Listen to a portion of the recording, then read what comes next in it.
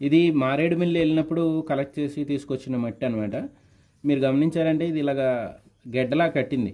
ఇది గెడ్డలా కట్టడం అనేది మంచి శకునం అనమాట. అంటే ఏంటంటే ఈ ఈ మట్టిలో బ్యాక్టీరియా ఉన్నది అనేది మనకి సూచిక అనమాట. ఇది ఏంటి ఎందుకంటే బ్యాక్టీరియా ఉంటే ఆ బ్యాక్టీరియా నోటి నుంచి తర్వాత దాని శరీరం నుంచి జిగురు లాంటి పదార్థాలు స్రవిస్తాయి అన్నమాట.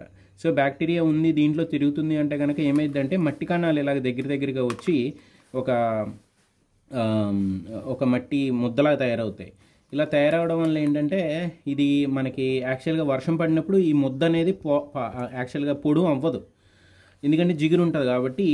ఈ దీంట్లో కన్నాల నుంచి కిందకి వెళ్ళిపోతూ ఉంటుంది నీరు, కానీ దీన్ని మాత్రం ఈ స్ట్రక్చర్ని మాత్రం డిస్టర్బ్ చేయదు.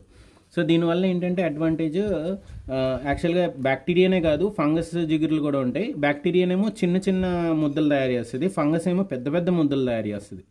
ఎందుకంటే ఫంగస్ శరీరం ఎక్కువ కదా దానికి, కాబట్టి పెద్ద పెద్ద ముద్దలు తయారు చేస్తుంది. సో ఈ చేయడం వల్ల ఏంటంటే మనకి ఈ వాటర్ పడినప్పుడు వర్షం కానీ మనం వాటర్ పెట్టినప్పుడు ఈ ముద్దలాగే ఉంటుంది కాబట్టి ఇలా పొడుల్లాగా అవ్వదన్నమాట. ఈ మట్టి పొడుల్లాగా అవ్వదు.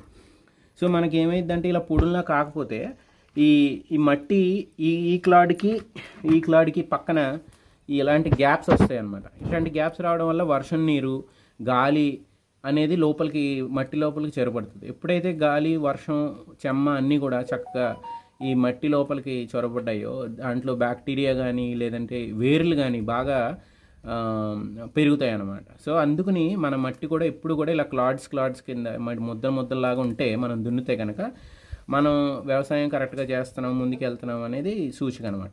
లేదు ఇలా పొడుల్లాగా అయిపోయింది అంటే కనుక అది ఇంకా బ్యాక్టీరియా డెవలప్ అవ్వాలి అనేది ఏదో ఒక ఇండికేషన్ అనమాట.